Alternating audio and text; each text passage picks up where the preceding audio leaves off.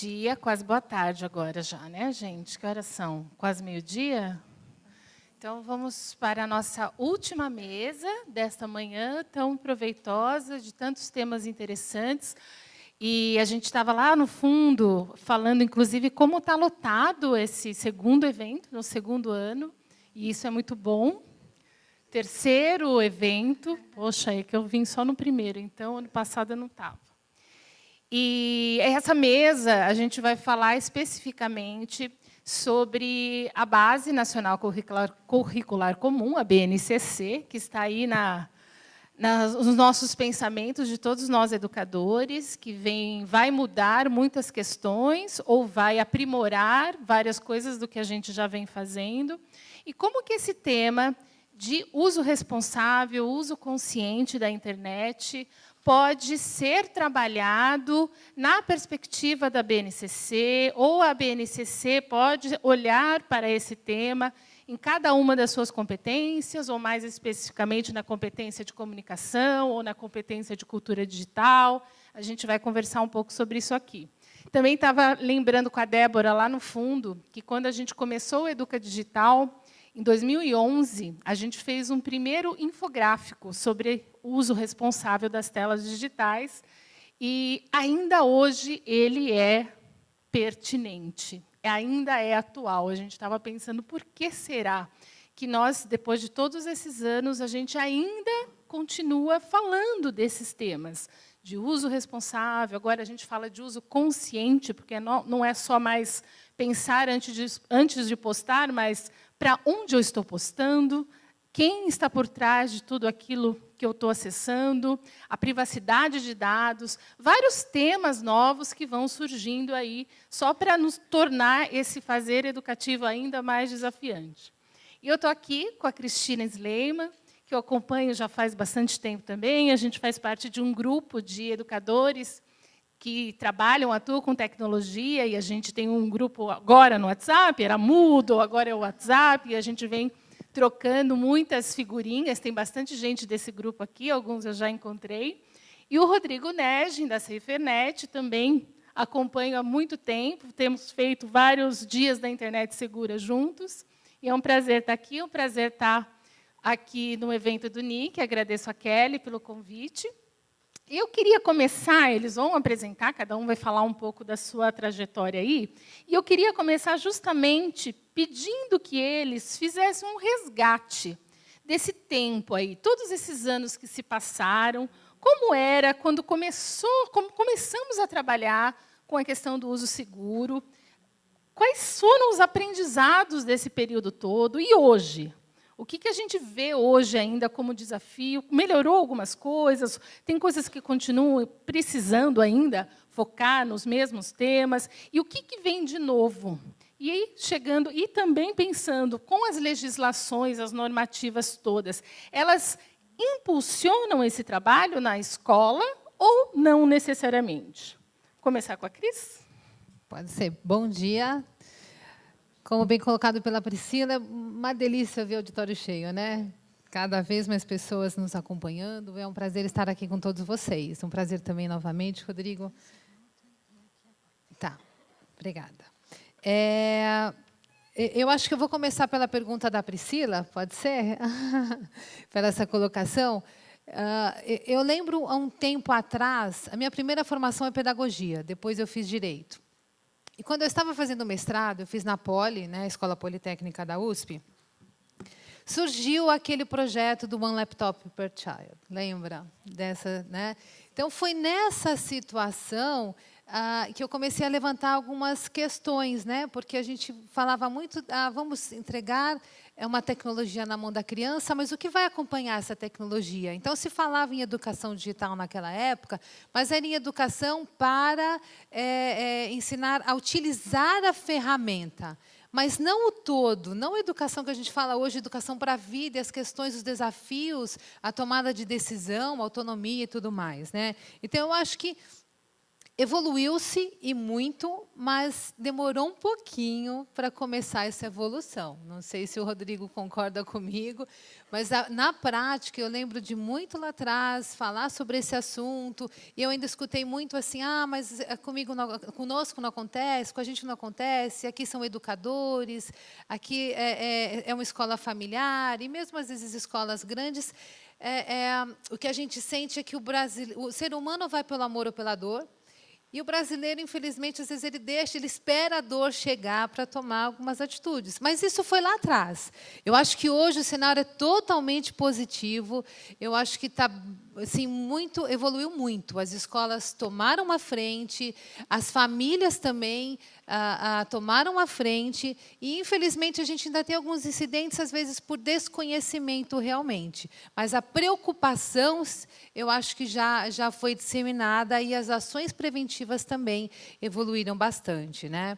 Eu passo a palavra para o Rodrigo e depois apresento, falar sobre isso, ou continuo? Tá, então vamos continuar aqui na apresentação, tá? Então, fazendo esse vínculo, gente, com a BNCC, que a gente está colocando, que foi o assunto, né, que nos colocaram hoje, o que eu queria trazer? Quando a gente fala da BNCC, o que ele traz, né? Principalmente a questão da educação integral.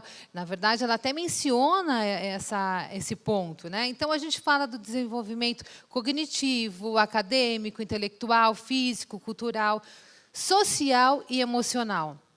Então, tudo aquilo que foi colocado até o momento, que eu percebi aqui nos debates, inclusive que foi mencionado pelo pai do Tiago, eu também já assisti esse vídeo, meu filho já assistiu, a questão dos haters, por exemplo, né? E aí volto também na mediadora do painel anterior, que mencionou da questão de valores. Essa é a minha premissa, é o que eu sempre gosto de trazer à tona. Independente da questão de legislação, infelizmente, nós precisamos da legislação, mas, independente da existência dela, é uma questão de valores. É uma questão de saber se colocar no lugar do próximo, é uma questão de saber que decisão eu vou tomar naquele momento. Eu vou fazer a coisa errada ou vou seguir pelo caminho certo? Independente de eu saber se aquilo é errado ou não, poxa, mas isso pode causar um constrangimento para um amigo meu, para um colega, ou mesmo que seja para um estranho.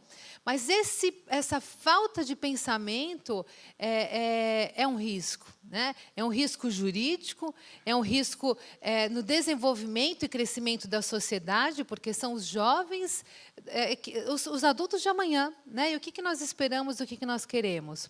Então, aqui, a própria BNCC, quando a gente fala do desenvolvimento social e emocional, ele afeta automaticamente ou diretamente todas essas questões, né? Então, conhecimentos, habilidades, atitudes. E aí eu vou puxar um ponto que eu defendo há muito tempo, até no painel do ano passado eu também trouxe essa questão, que é o desenvolvimento, é trabalhar competências, habilidades, na verdade, que nos remetem a competências necessárias à sociedade digital.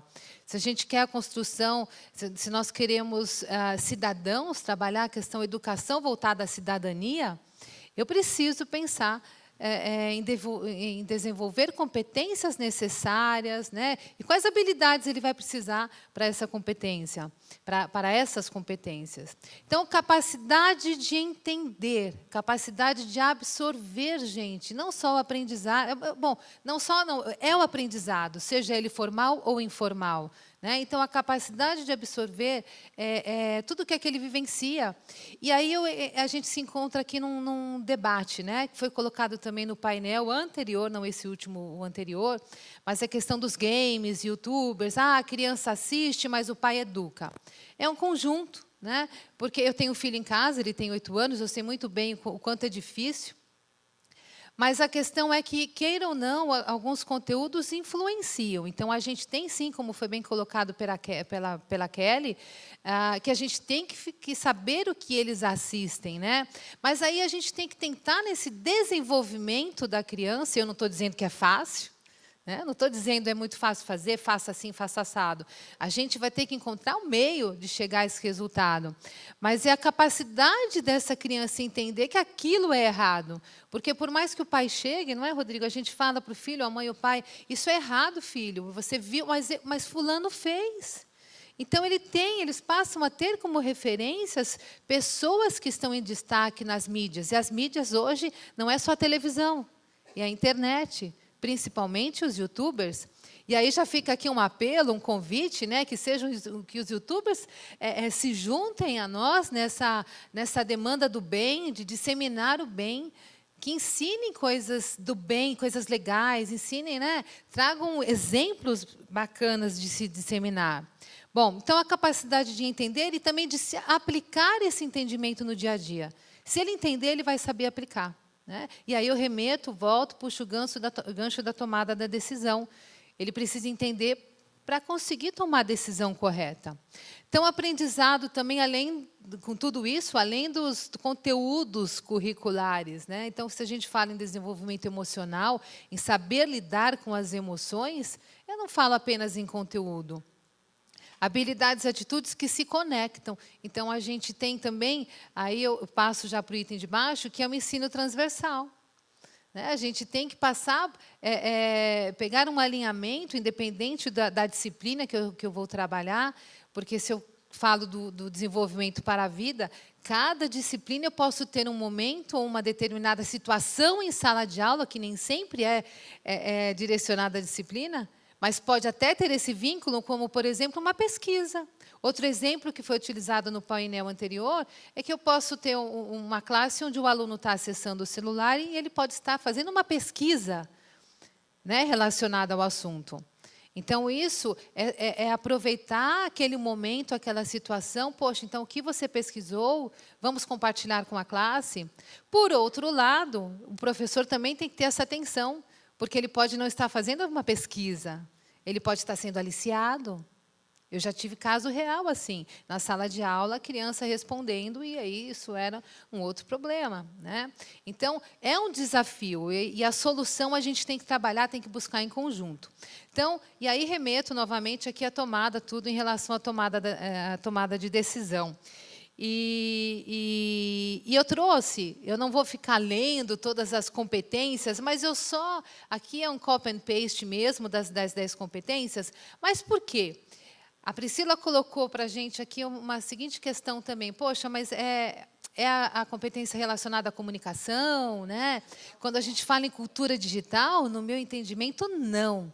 Nós estamos, praticamente todas as competências que são mencionadas são voltadas à ética e cidadania digital, são voltadas à questão de segurança na internet. Por quê? O que é segurança? Primeira questão, o que é segurança? A segurança não é só questão técnica de não ter uma invasão no equipamento. A segurança é ele saber agir de forma correta também. É ele saber se proteger tecnicamente e saber as atitudes, que ações ele vai tomar, que decisões, que caminho ele vai seguir, né? Então, a segurança é ele saber também que uma determinada ação pode ser considerada como ato infracional, o que, independente de ser considerado ato infracional ou não, ele vai causar um dano, tirando o juridiquês, né? Já de vez em quando vem umas palavrinhas, eu tento não utilizar, mas de vez em quando vem. Mas causar um dano no sentido assim, ele vai prejudicar alguém, né? Isso pode gerar um problema para aquela pessoa a quem ele prejudicou, pode gerar um problema para ele mesmo e pode gerar um problema para a família.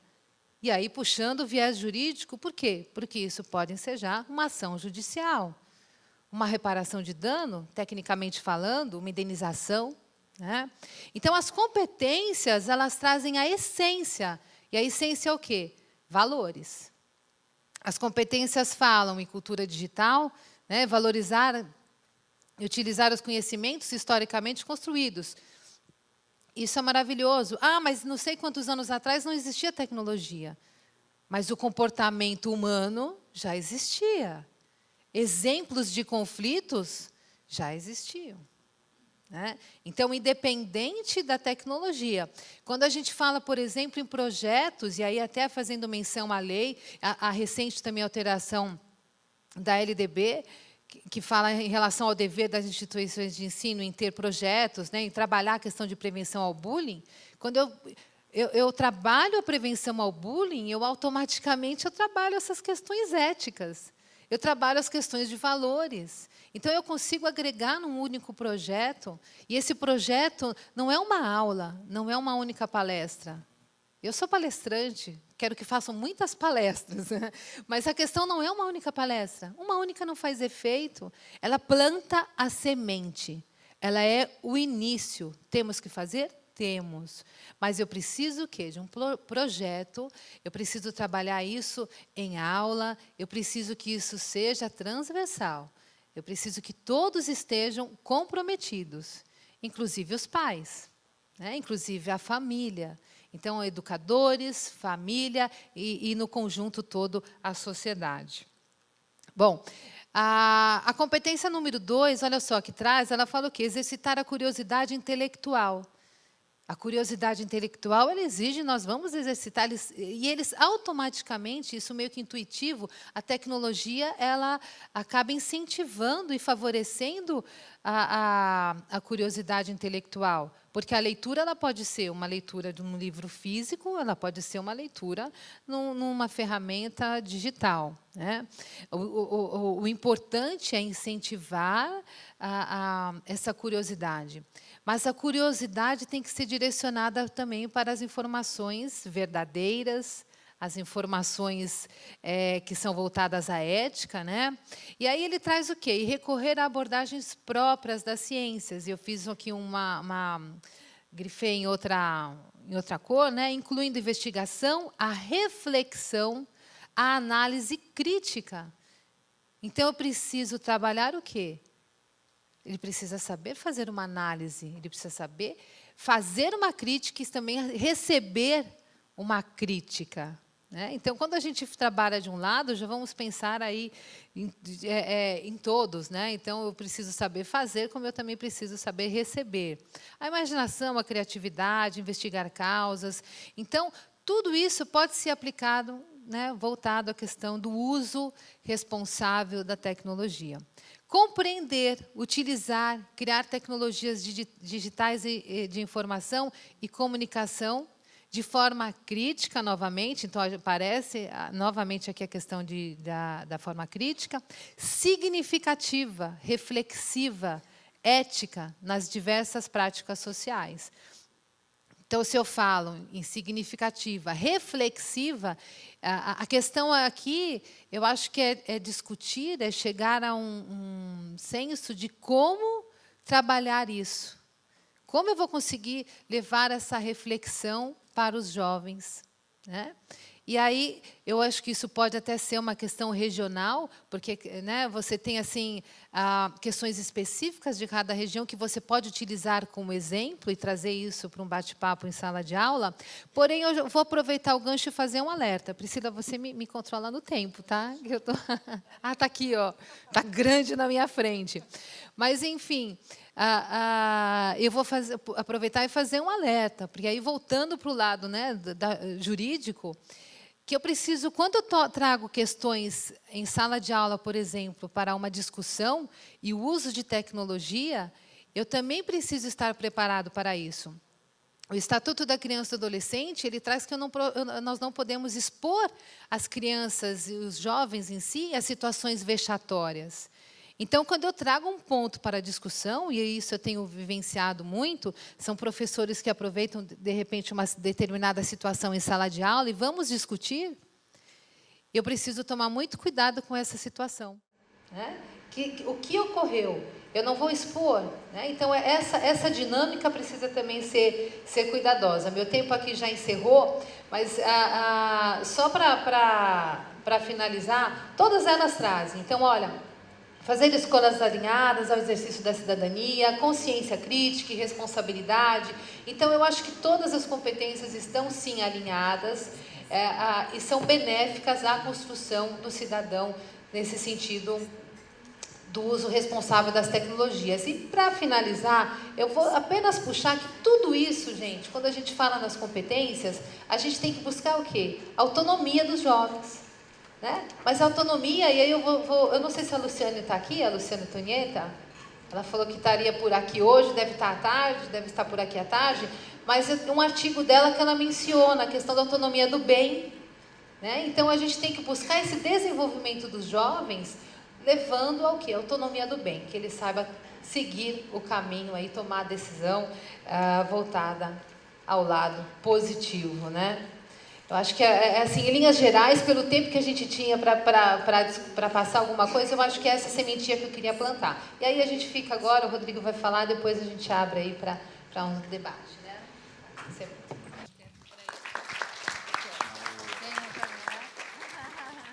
Rodrigo, você começa falando dessa historinha? Bom, bom dia ainda, quase boa tarde. A gente tem aí pouco tempo e vocês já com fome, cansados e cansadas, sem o coffee break e o cafezinho, que também me falta agora.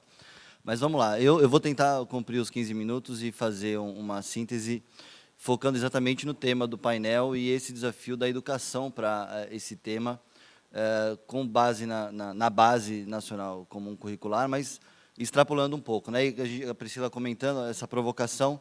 Na Cefernet já são mais de 12 anos a gente trabalhando nesse tema e, de fato, dá, às vezes, aquela sensação de patinação, né? Que a gente ainda está, parece que, começando a fazer um trabalho, sendo que, querendo ou não, já foram 12 anos de atuação, não só da Cefernet, mas de vários parceiros que estão aqui representados, e esse é um grande desafio, né? Lá na Cefernet a gente reduz um pouco o recorte para pensar justamente nisso que foi dito, e a gente fica feliz de ver na base muito dessa repetição do desafio para a educação e na capacidade de tomada de decisões, de fazer boas escolhas e desfrutar desses ambientes digitais que são tão ricos e tão plurais, né? A gente passou durante bons anos, Priscila, você lembra, com outros atores, tentando insistir na tecla de que segurança na internet não era apenas segurança de máquinas, não era apenas segurança de infraestrutura, e também diz respeito a pessoas, a cidadania estava ali também. No inglês é mais fácil a diferença, né, do safety e security.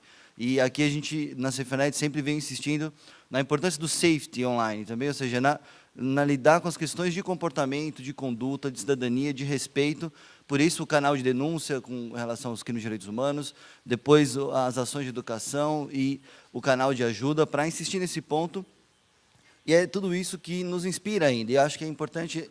Uma coisa que nos provoca a reflexão constante, esse desafio de poder equilibrar essa balança do ponto de vista das oportunidades da internet, da liberdade, da autonomia, e o quanto que promoção de liberdade também é desafiador, dá trabalho para pai, dá trabalho para mãe, dá trabalho para educador, dá trabalho para gestor público, dá trabalho para a polícia, liberdade dá trabalho, né? E quanto mais liberdade, mais trabalho, só que a gente quer mais liberdade, com segurança, e insistir nesse ponto, porque ainda muito discurso na imprensa, mesmo na academia, e a gente nas organizações, às vezes a gente coloca como se fossem opostos, ou segurança ou liberdade na internet. Ou eu proíbo a criança, ou eu libero geral. E o maior desafio da educação é justamente contribuir para tampar um pouco essa lacuna com ações concretas, práticas, e por isso a importância de pesquisas como a do CETIC, que o Alexandre estava aqui mais cedo, não deu tempo de detalhar, mas estão todas disponíveis, a gente poder fazer não só a política pública, mas fazer um projeto de aula, fazer um projeto pedagógico, montar um currículo também baseado em evidências, né? Um ponto que a Ivelise sempre insiste na questão dos jogos, porque a gente tem que tomar cuidado com os extremos, a gente pega casos gritantes e assustadores, que chamam a atenção na internet, a vulnerabilidade. Os desafios agora são o último momento, né? De fato, né, a doutora Evelyn trouxe, né, mais de 82 casos de mortes fruto de desafios. É grande, é assustador, mas a gente tem outros tantos problemas, né? A gente tem mais de 30 mil adolescentes e jovens assassinados por violência urbana. Há outros tantos milhares de desafios na educação pública e nas políticas públicas que estão aí e não são de fácil resolução. E, da mesma forma, na questão dos youtubers, né, tem todo o desafio de pensar trabalho infantil, exposição à publicidade infantil, todo um desafio, né, que o exemplo aqui do Tiago, muito legal, mas, ao mesmo tempo, tem muita coisa bacana de liberdade de expressão da criança, inclusive no YouTube, que pode ser positivo, né? Por outro lado, tem aspectos negativos também, e a gente tem que tentar sempre buscar alternativas que a gente tenha capacidade de discernir como atores adultos, inclusive, essas diferentes posturas e possibilidades de apropriação da tecnologia, para que nós também, como educadores, profissionais, a gente possa fazer boas escolhas em relação ao que fazer com essas tecnologias e como ensinar sobre o uso dessas tecnologias. Isso é importante porque a gente tem sempre um limite muito tênue de ou muito positivo ou muito negativo na abordagem sobre o uso das tecnologias. Isso me parece que não é viável para uma tecnologia tão complexa como essas que são as tecnologias digitais. E aí sempre volta para a questão das referências, né? E aí que eu acho que é o papel da educação, e é importante, a Cristine já trouxe a questão da base.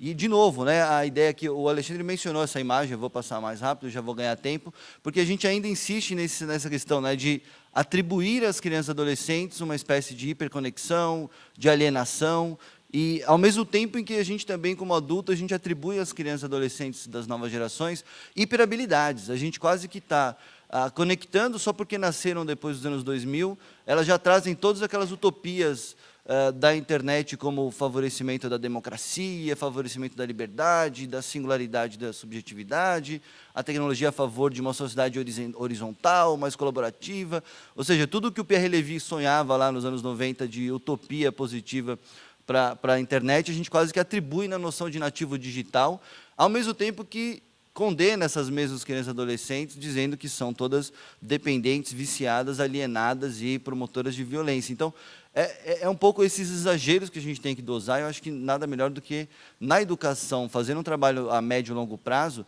para a gente ter um pouco um outro cenário, né? Porque, de fato, como o Alexandre comentou, somos nós adultos que estamos lá nessa imagem aí que vocês veem do lado direito. Do lado esquerdo é aquela imagem das crianças que foram condenadas e estavam lá estudando em profundidade as obras do museu, que o museu convidou elas a fazerem uma imersão online, e do lado outro direito, adultos completamente mediados na situação real de uma, se não me engano, uma posse, não é posse, já me corrigiram várias vezes, mas a cerimônia de nomeação do Papa não é posse papal, né? Mas, enfim. Então, vou tentar sintetizar aqui, né? Eu queria fazer uma lembrança, né? Eu sou psicólogo de formação, pesquiso também nessa área, e na Cefernet trabalho muito com os educadores. Não sou um educador de formação, não tenho tanto domínio, mas é nítido que a gente tem vários marcos regulatórios para a educação no Brasil, que é um desafio enorme, é uma construção de longo prazo. Quem está na política pública sabe melhor do que eu, mas também a gente tem, já há algum tempo, desde o início do trabalho da Cefernet, tentado conectar o que já havia disponível de regulação para a educação com esse desafio de incluir as tecnologias digitais, seja na dimensão da ética, da cidadania, a educação em direitos humanos, que tinha lá já um eixo, ainda que incipiente, de mídias e educação. Recentemente, a gente teve vários avanços, Priscila. A gente tem o Marco Civil da Internet, a gente tem a Lei de Enfrentamento e Combate ao Bullying e Cyberbullying, a gente tem outras leis do ponto de vista de cidadania que são super relevantes, como a Lei Maria da Penha e outras leis que permitem lidar com essas violações de direitos online, mas ainda parece que há um desafio de incluir essas questões dentro das escolas, dos projetos políticos pedagógicos e dentro das instituições. E aí que eu acho interessante a ideia da base, e eu praticamente não participei, não tenho nenhum vínculo com... Eu sei que tem várias polêmicas e problemas relacionados à construção dessa base, mas é muito interessante de ver que há, em vários momentos da base, e a Cristine já apresentou, eu não vou me detalhar, esses são slides do próprio movimento da base que disponibiliza publicamente para entender um pouco melhor, mas ali em várias competências gerais a gente vê a vinculação com a ideia da internet, das tecnologias digitais, do uso crítico, da cidadania, da responsabilidade. Lembrando que é interessante ter a base, justamente como o nome diz, uma base nacional que seja comum. E eu acho interessante a gente insistir nisso, porque é preciso ter um mínimo denominador comum para atuar nesse tema, para que a gente possa, inclusive nós, organizações diferentes, termos uma linha de conduta mais ou menos alinhada com as suas diversidades, porque...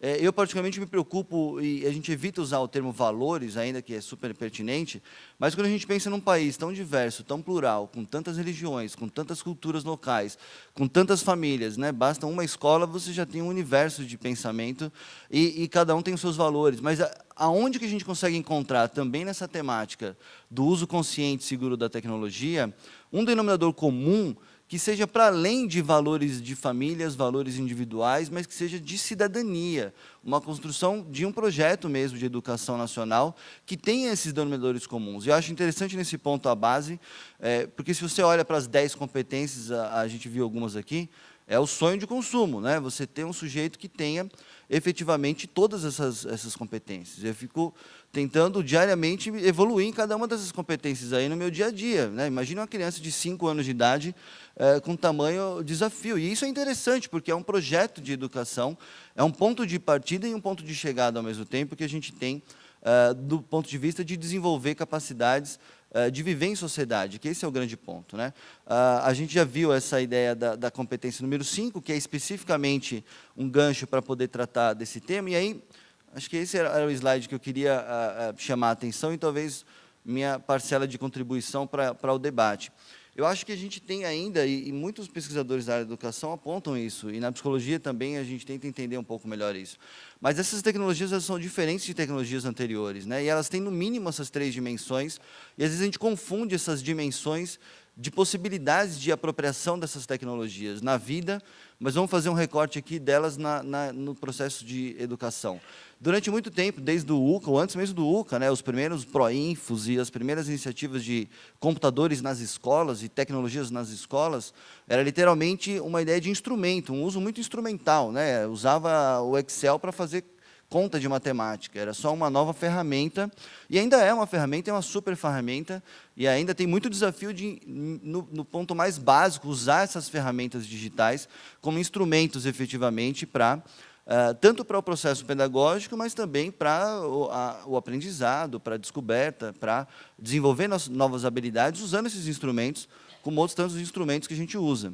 Mas essa dimensão instrumental, às vezes, ela é a única dimensão que é trabalhada em alguns cenários de educação digital, digamos assim, e isso mesmo hoje, com hipertecnologia, né? A gente sabe que tem movimentos do Google, por exemplo, na educação, tem excelentes ferramentas, tem instrumentos incríveis, mas, além do primeiro passo de se apropriar desses instrumentos, saber manejá-los e aplicá-los no cotidiano, tem outras tantas dimensões que a gente não pode deixar de levar em consideração, como, por exemplo, reconhecer o papel diferenciado dessas tecnologias como mediadoras. E mediadoras não só mediadoras sociais, mas também mediadoras do ponto de vista da reflexividade da minha própria formação como sujeito, né? A gente não leva a geladeira para dormir embaixo do travesseiro, a gente não sai para conversar com os amigos com uma geladeira ou outras tecnologias, mesmo que a luz elétrica já esteja transparente, digamos assim, e ela é, de fato, a energia elétrica também, como outras tecnologias, mediadoras da nossa vida social e da nossa vida cotidiana. Mas essas tecnologias digitais, elas são muito mais pervasivas, elas estão muito mais embutidas no nosso cotidiano, nas nossas relações íntimas, inclusive nas nossas relações conosco mesmo, do ponto de vista de que elas fazem mediação de amizade, mediação de encontros, mediação com relação ao conhecimento do próprio corpo, e agora cada vez mais com brinquedos conectados, você tem os Fitbits, reloginhos digitais, que a pessoa monitora o sono, batimento cardíaco, monitora até orgasmos, as pessoas monitoram a intensidade e a quantidade de orgasmos que tem durante um mês, durante um ano, e compara isso em escalas globais, ou seja, mediando toda a nossa relação das mais diversas formas, né? E isso não é igual a uma geladeira ou outras tantas tecnologias que também são importantes, e essa capacidade de fazer essa reflexão sobre o nosso próprio uso, toda a discussão de saúde, de horas de uso, de impactos de hiperestimulação da criança, são desafios que vão além da questão instrumental, e a gente ainda desenvolve pouco essa capacidade de, numa terceira dimensão que eu estou chamando a atenção, de ter essas tecnologias também como objeto de estudo dentro do plano pedagógico, dentro dos currículos. Porque, além de pensar criticamente sobre minha segurança e cidadania nessas tecnologias, principalmente as plataformas sociais, né, que são mediadoras das relações sociais, né, pensar que acordos sociais são esses que a gente estabelece, que regras eu tenho para expressar minha liberdade discursiva dentro ou fora da internet. Essas dimensões da mediação também precisam ser tratadas quando a gente olha essas próprias tecnologias como objeto de estudo, suas linguagens, né? Agora está na moda algoritmos e entender a linguagem de programação é super importante, mas eu acho que é um desafio enorme de pensar temas como objetos de estudo dentro dos currículos, dentro dos projetos pedagógicos, e essa ideia do alfabeto digital, né, que é um outro tema polêmico, mas que, de fato, essas tecnologias, alguns entusiastas da internet dizem que é um novo alfabeto que se configura, né, uma nova revolução que ainda está começando, assim como foi a revolução da escrita. Essa revolução do digital vem dando um grande salto. Então, eu acho que pensar essas 3 dimensões dentro do projeto político-pedagógico das instituições vai muito além de uma palestra, vai muito além de uma cartilha, mas é sistematicamente fazer o aprofundamento desse tema nessas perspectivas. E aí, para terminar, eu acho que tem muita coisa envolvida aí, mas é uma característica positiva ter essa questão transversal da tecnologia na Base Nacional Comum Curricular, dá várias portas de entrada para os educadores incluírem essa discussão dentro da escola, até porque é fato que professores e alunos estão conectados, cada vez mais conectados, mas é triste de ver que essas novas gerações parecem que estão cada vez menos apropriadas efetivamente dessas tecnologias, porque a gente tem sido cada vez mais consumidor de tecnologia, e uma tecnologia que a gente desconhece, de certa forma, né? Já está piscando vermelhinho aqui, para terminar dizendo, a gente tem feito esse trabalho e mapeado ainda muitas demandas dos educadores. Como eu disse, a gente circulou todas as capitais, tentando compartilhar um pouco de material e ouvindo os educadores, e é incrível porque ainda há falta de materiais, há falta de apoio dos gestores, há falta ainda de um apoio para incluir efetivamente esse tema na proposta do projeto pedagógico, e alguns discutem sobre currículo, né? A gente não vai ter tempo de debater aqui, mas a gente na Cefernet está começando a desenvolver talvez uma possibilidade mais pontual de um currículo, pensando que no Brasil ainda é muito difícil pensar outros tantos currículos, né, do ponto de vista da formação, que a gente tem os dados agora, né, do analfabetismo funcional, passa de 30% no país, quem dera pensar o alfabetismo digital. Então, eu termino só compartilhando, a gente está lançando agora um curso EAD, com apoio, inclusive, do Google, e fica muito feliz de ver as plataformas apoiando as iniciativas nacionais, para conciliar um pouco e facilitar essa apropriação que está prevista na BNCC, junto com o Marco Civil, junto com o programa de bullying e com o próprio Estatuto da Criança e Adolescente, para dar um mínimo de nivelamento comum de acesso público para os interessados em desenvolver esse tema. Depois a gente vai ter tudo online, inclusive para dizer que os materiais todos já ficam disponíveis para que essa apropriação seja feita. A gente tem agora o Facebook lançando o controle de tempo de uso, a gente tem as plataformas lançando materiais para nos ajudar a fazer esse processo educativo nas diferentes faixas etárias.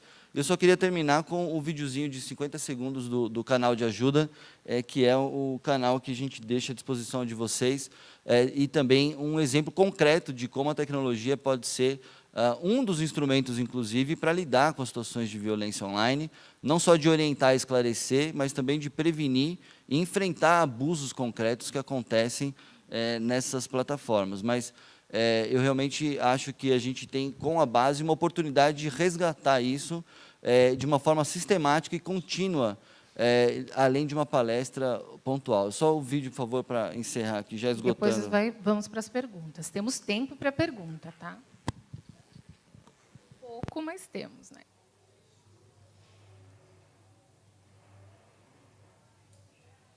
Você já passou por isso? Conhece alguém que esteja passando? Se você já sofreu alguma violência na internet, não sabe o que fazer nem como denunciar, nós podemos ajudar. A Cefernet oferece um canal gratuito de orientação e apoio, além de explicar o passo a passo de como denunciar crimes na internet. Você será atendido por um profissional, com respeito, anonimato e estrito sigilo sobre tudo o que for dito. Juntos, vamos fazer da internet um ambiente mais seguro, onde todos possam exercer sua liberdade com responsabilidade e respeito. Entre em contato com a gente, estamos prontos para te ajudar.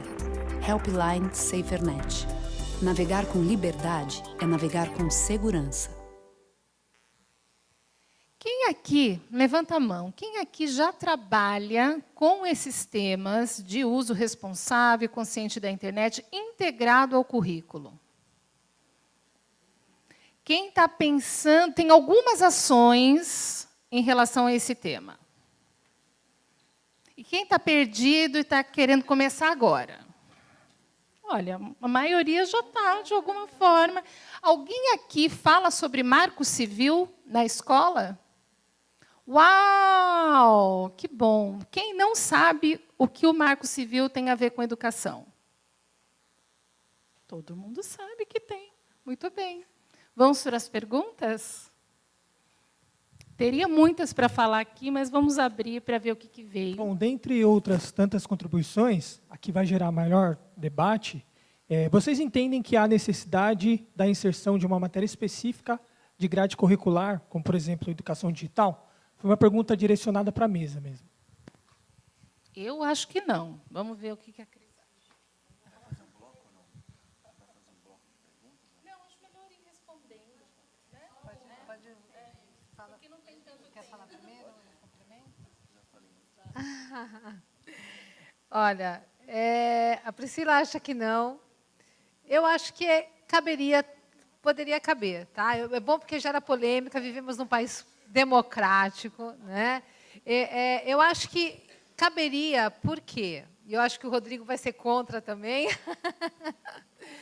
Mas eu acho que teria como trabalhar, não seria uma ação única, não é só essa disciplina, ela trabalhar especificamente ou apenas isso. Ela pode ser agregada a outros, né, a outros temas e tudo mais. Mas o importante é que isso seja levado à sala de aula. Então, uma disciplina específica, mas eu preciso trabalhar também as questões de responsabilidade. E isso é uma questão de ensinar. Agora, além de ensinar, o processo, vamos falar no processo ensino-aprendizagem, mas eu vou precisar o quê? De metodologias, eu vou precisar trabalhar formas para que ele vivencie, para que ele absorva, para que ele entenda, que ele saiba aplicar isso no dia a dia. Então, entra tanto a questão do ensinar e passar quais são as regras, o que existe de lei hoje, eles são espertos, eles são inteligentes, eles são perfeitamente capazes de entender. E isso eu posso falar por experiência prática, tá? Porque os mais jovens, a gente entra numa sala de aula, o que eles perguntam? Mas, professor, e o meu direito à liberdade de expressão? Então, todos eles conhecem o seu direito à liberdade de expressão, mas eles não sabem que a Constituição Federal, ela diz que é livre a manifestação do pensamento, mas é vedado o anonimato. Por que ela veda o anonimato? A pessoa pode se expressar, pode falar o que quiser, mas existe uma responsabilização se ela extrapolar o seu direito. O Código Civil, ele diz que você não pode extrapolar o seu direito.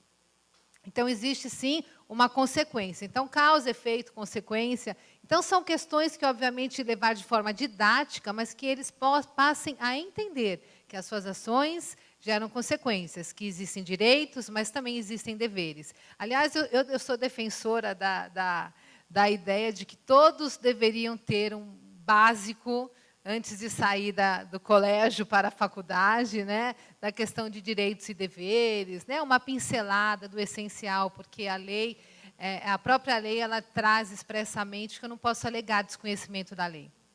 Né, isso não exime de responsabilidade. Eu estou com o seu.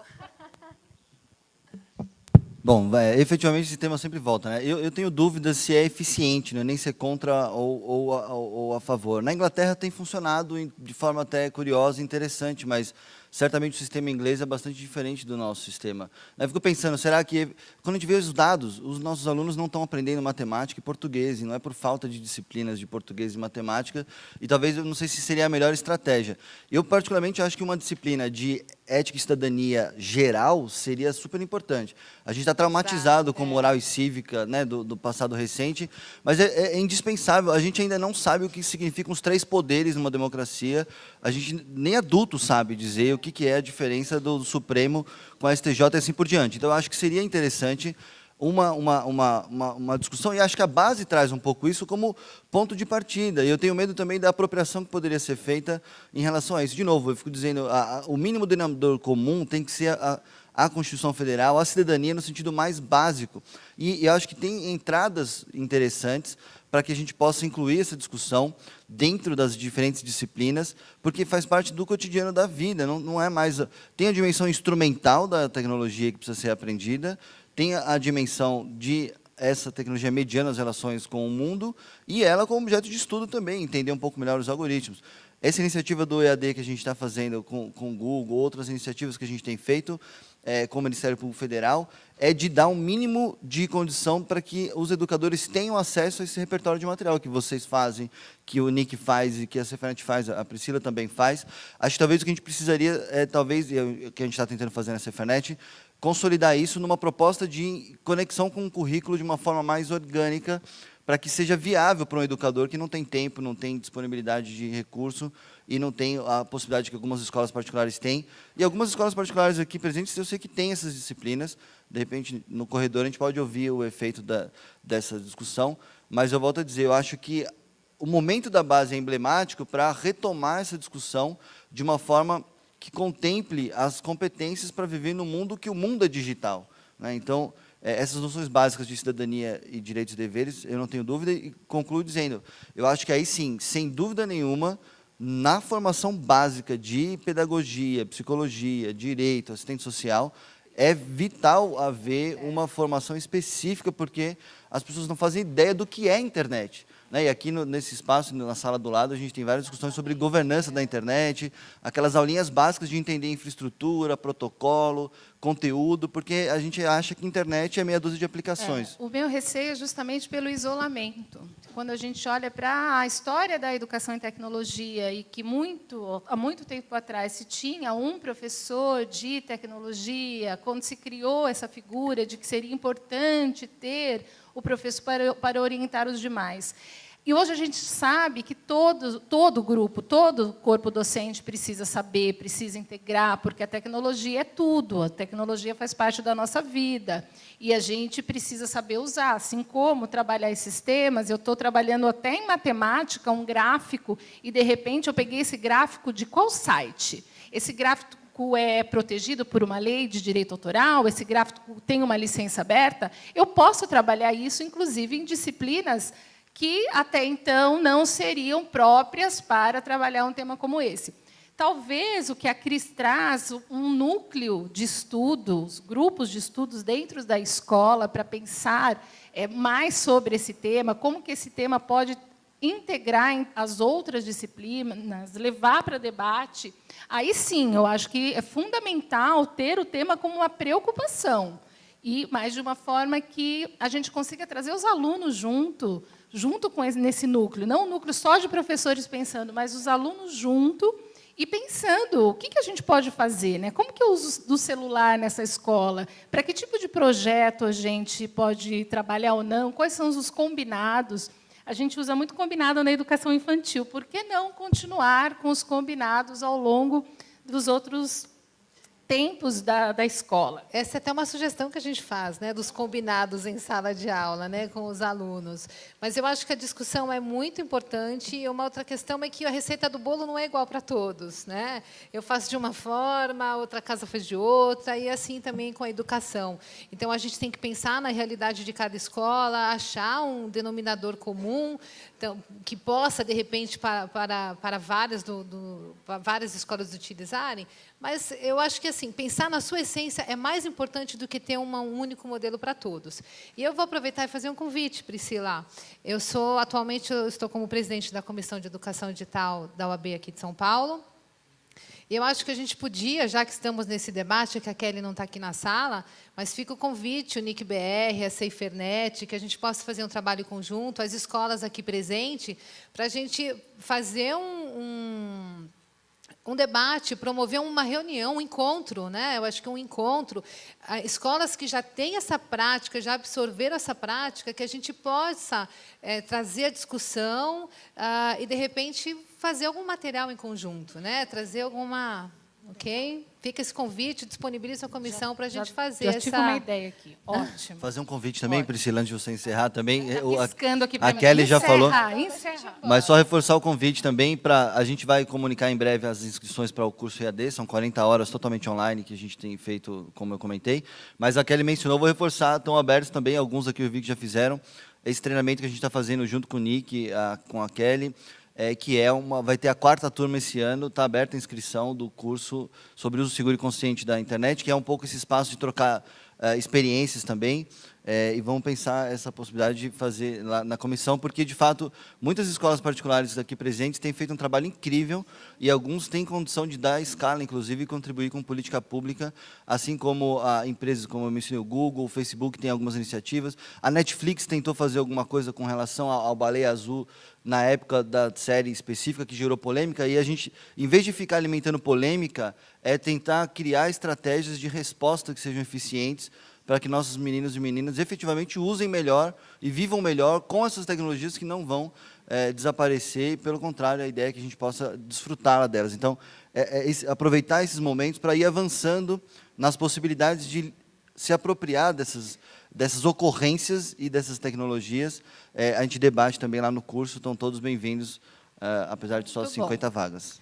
Obrigada, Cris. Obrigada, Rodrigo. Obrigada a todos. E eu preciso dizer para vocês que estaremos de volta às 13h30 nesta mesma sala, tá? Encerrando amanhã.